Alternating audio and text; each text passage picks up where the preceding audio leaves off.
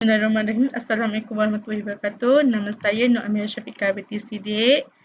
Nama matrik saya H19A0974. Kos saya SAP. Tajuk saya ialah teori latihan fizikal asas. Antara teori latihan fizikal asas bawah tapak iaitu nombor 1, sesi memanaskan badan. Nombor 2, sesi pembangunan kemahiran. Ketiga, penggunaan kemahiran dalam suasana sebenar. Yang keempat, permainan kecil dan ubah suaian. Yang kelima, memajukan asas prestasi. Sesi memanaskan badan iaitu disebut sebagai persediaan untuk melakukan pergerakan sebelum permulaan permainan. Ia melibatkan latihan dalam regangan otot-otot, latihan arm dan latihan khusus. Sesi pemanasan badan ini penting untuk meningkatkan kadar degupan jantung atau peningkatan kadar nadi, meningkatkan pengeluaran hormon, mengurangkan kadar risiko kecederaan dan sebagainya. Sesi pembangunan kemahiran pula, para pemain diperkenalkan dengan sesuatu kemahiran baru. Latihan ini lebih tertumpu kepada perlakuan yang bermula daripada peringkat awal hingga ke peringkat akhir. Hingga ke peringkat situasi permainan. Pemain akan didedahkan dengan latihan seterusnya dan pembangunan kemahiran yang telah dipelajari setelah pemain menguasai permainan tersebut. Yang ketiga, penggunaan kemahiran dalam suasana sebenar. Para pemain akan didedahkan dengan latihan dalam suasana permainan menggunakan teknik-teknik yang telah diperkenalkan. Pemahaman dan kemahiran adalah teknik-teknik ini dibenarkan perhatian. Yang keempat, permainan kecil dan ubah suaian. Iaitu permainan kecil ialah latihan menggunakan kemahiran dan peraturan permainan yang telah diubah suai. Saiz gelanggang juga telah dikecilkan. Yang kelima, memajukan asas prestasi. Iaitu dalam peringkat ini, para pelatih diharapkan mampu melakukan beberapa pergerakan kemahiran asas dan tumpuan struktur latihan. Ini bertujuan untuk meningkatkan kemahiran mereka agar dapat meningkatkan prestasi para pemain. Sebagai contoh, kekuatan daya tahan, peningkatan kelajuan dan kuasa pemain. Seterusnya, pemilihan latih tubi. Tentukan sama ada kemahiran atau teknik tersebut baru diperkenalkan atau yang telah lalu. Menentukan jenis latihan yang telah dimasukkan dalam latih tubi, memastikan pelibatan pemain maksimum, mengambil kira kebolehan setiap pemain dalam melakukan latih tubi.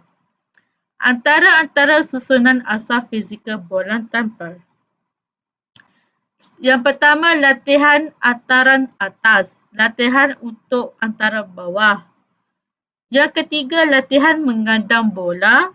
Yang keempat, latihan rejaman bola. Yang kelima, latihan membuat servis.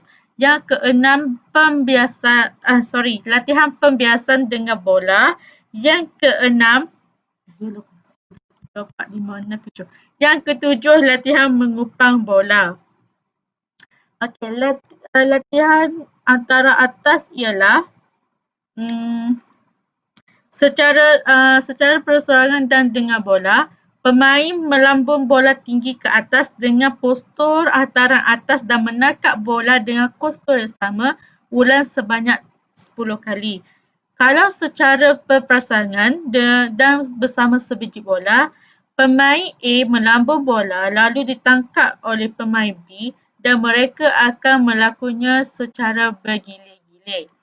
Latihan untuk hantaran bawah pula secara perseorangan. Dalam kedudukan berdiri, pemain melambungkan kemudian membekokkan lutut bagi menerima bola selepas ia melatur lantai atau padan dan pemain menggunakan kedua-dua belah tangan untuk menerima bola. Kalau secara berpasangan pula, pemain A perlu bersedia dalam kedudukan melutut dan kedua-dua tangan dalam kedudukan menerima bola diletakkan di antara dua kaki. Pemain A mengayunkan tangan ke atas untuk memukul bola yang dilepaskan oleh pemain B dari aras tinggi. Latihan menggadang bola pula, dalam latihan berpasangan, pemain A memegang bola dengan dua belah tangan sambil menghulurkannya ke atas pemain B. Pemain B cuba menggadang dengan dua belah tangan. Latihan perseorangan di jaring, berdiri di depan jaring dan cuba melompat setinggi yang boleh untuk melakukan adangan dengan kedua-dua belah tangan tanpa bola. Kedua-dua kemudian bergerak ke kanan dan ke kiri sambil melompat dan membuat adangan yang sama.